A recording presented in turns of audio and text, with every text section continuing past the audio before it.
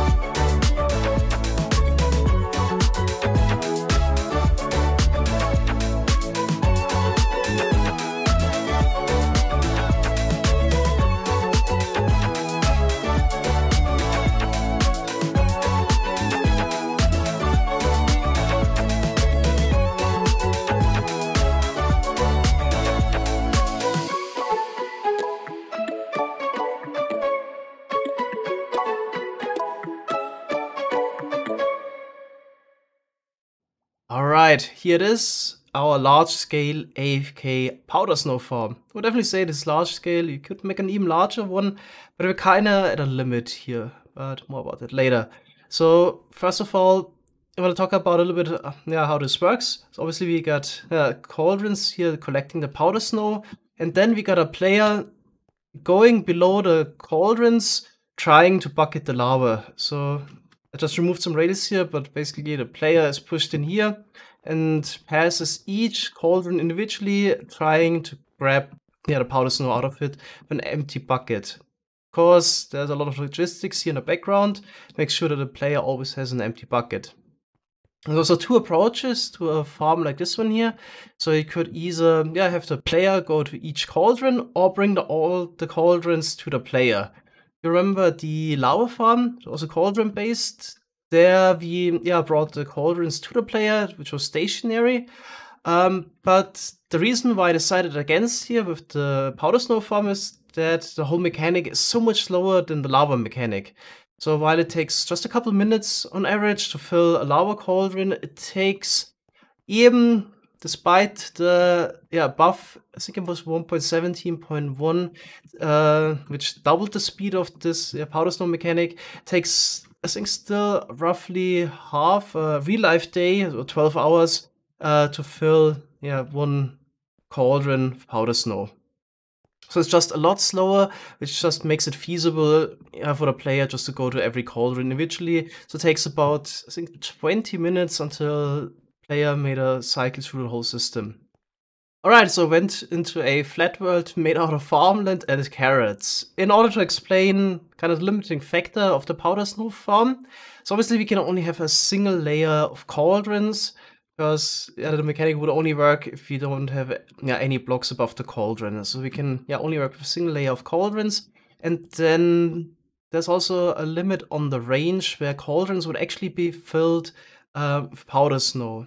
So back in the old Minecraft days, 1.8 and lower, everything that was visible got random ticked, but this was reduced in 1.9 to everything within around 128 block range around the player. So I made this farmland world here, the carrots on top. I'm just gonna position myself here. It's actually important at which corner of the chunk, but just to show the principle, just gonna stand here and turn the random tick speed up really high. And then we will be able to see that the carrots would only grow within a certain range around the player. And this mechanic is the same for the powder snows. So if it's snowing and your cauldron is too far away, it would actually not get filled by the powder snow, just as the carrots are not growing too far out. Here you can roughly see the outline of the random tick range. I think the exact mechanic is the center of the chunk is within 128 blocks of the player, then a chunk gets random ticked. Okay, so in case we would have a stationary player, this would be also the range where we could place cauldrons around. But since the player is moving, the range where it's guaranteed that a cauldron could get filled no matter where the player is a lot smaller than the area that we have here right now. So I'm just gonna wait until everything is fully grown and then turn off the random tick speed and then draw some outlines in there. Alright, here we go. So if we stand at one corner of the farm, so this would be this chunk over here, then we only got a 6x6 chunk area around this, where all the other chunks are also guaranteed to be random ticked. So if you move over 2, 3, 4, 5, 6, then 2, 3, 4, 5, 6. So this is the chunk that is furthest away from the player that is still getting random ticked. So if you make a 6x6 chunk farm or 96x96, then no matter where the player is within those 36 chunks, all the other chunks are also getting random ticked. It would make it just a little bit larger. Then, of course, if you stand at the corner all the way over there, then this chunk here wouldn't be loaded. Of course, since you don't spend a lot of time in the outermost chunks, a farm that would be even larger would be still more efficient than the smaller farm. But you only get like the 100% efficiency or nothing wasted if you limit your random tick based farm to 96 by 96 if you're moving around. There's also a problem, for example, something similar when it comes to an ice farm. Usually also make those around here 96 by 96. Always if you have a player moving around with those types of farms. So if you would have an ice farm where all the ice is brought towards the player, or a powder snow farm, then you could make those larger. Alright, so that's why the farm is 96 by 96 chunks, and obviously it's important to chunk align this, but in classic Ilmango fashion, despite reminding myself a couple times, I forgot about it when I actually started building the farm. So this farm is not as efficient as it could be, because I completely forgot about the chunk aligning. So yeah, if you're at one end of the farm, then one chunk at the very other end might not be ticked for a short moment. But I would assume the loss in efficiency is almost negligible. But yeah, classic mistake been made. It was too much effort to really redo it all after I realized. Okay, now yeah, let's go through the farm a little bit, how it works. I already put in a bot that runs the farm. So the problem is that you always need an empty bucket, but this got made a little bit easier with the fact that in case you got a full powder snow bucket, you can basically fill in other cauldrons with it again. So you're never stuck with a full powder snow bucket. I think I actually have two. So even if you have a situation where a cauldron is already fully filled with snow, you right click it on it with another powder snow bucket, it would just basically put it in there as well somehow. So basically it's just getting lost. So you never have a problem where your whole inventory would be filled with full powder snow buckets, for example. If this would not be possible and for some reason all of the cauldrons also would be filled with snow, then you would be stuck with the powder snow bucket. So this can never happen. Just a minor loss of efficiency in case it happens. So obviously you can only stack buckets to 16. At some point you gotta give the player new ones. So that's why we got the little stations here at one end. Okay, it's probably best if we go in spectator mode real quick.